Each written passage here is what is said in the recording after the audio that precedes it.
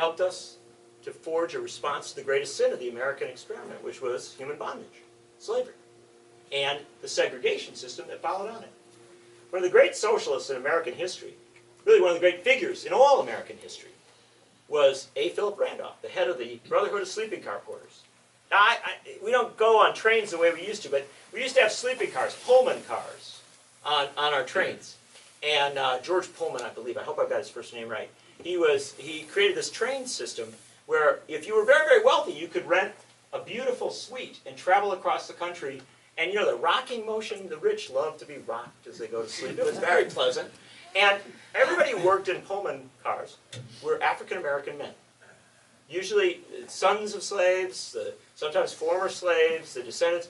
And they were working in a horrible system where they were not allowed to use their first name. They all had to use the same first name because they didn't want the rich to have to learn the names of the different porters. And they had to wait before the rich. They had to put the rich to sleep and tuck them in. They had all these responsibilities to the care and feeding of the rich, right? And they were paid very little. So they traveled across this country, and it was a tough situation. They wanted to organize a union, and so they went to this guy. He was one of the leading socialists in the country, A. Philip Randolph. He was a dandy. He dressed fabulously.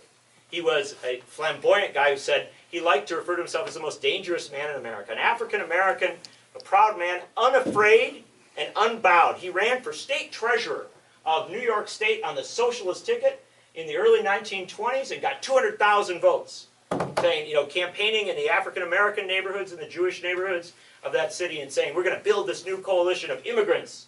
I mean, he's a radical of immigrants and people of color. He's a radical, radical character. So they asked him to head the sleeping car porters union.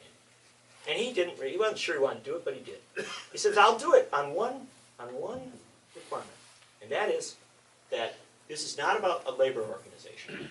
This is about civil rights. This is about ending segregation and Jim Crow and all of the oppression of our people.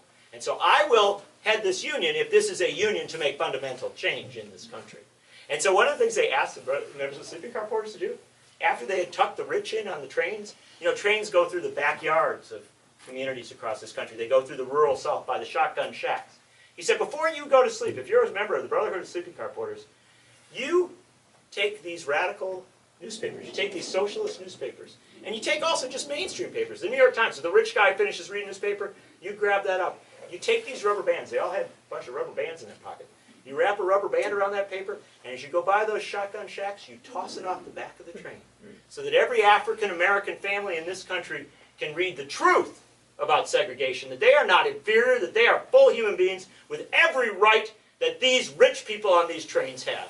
And so I want you to throw them these newspapers, let them know the news, let us educate them even if the segregated South will not. He built this incredible union. You know when Rosa Parks, after she was arrested down in Montgomery, when she was arrested, the person who came to pick her up, E.D. Nixon, A. Philip Randolph's Brotherhood of Sleeping Car Organizers, leader in Montgomery. Do you know, across this country, you want to look at the underpinnings and the interweavings of the civil rights movement, you're going to find the sleeping car porters again and again.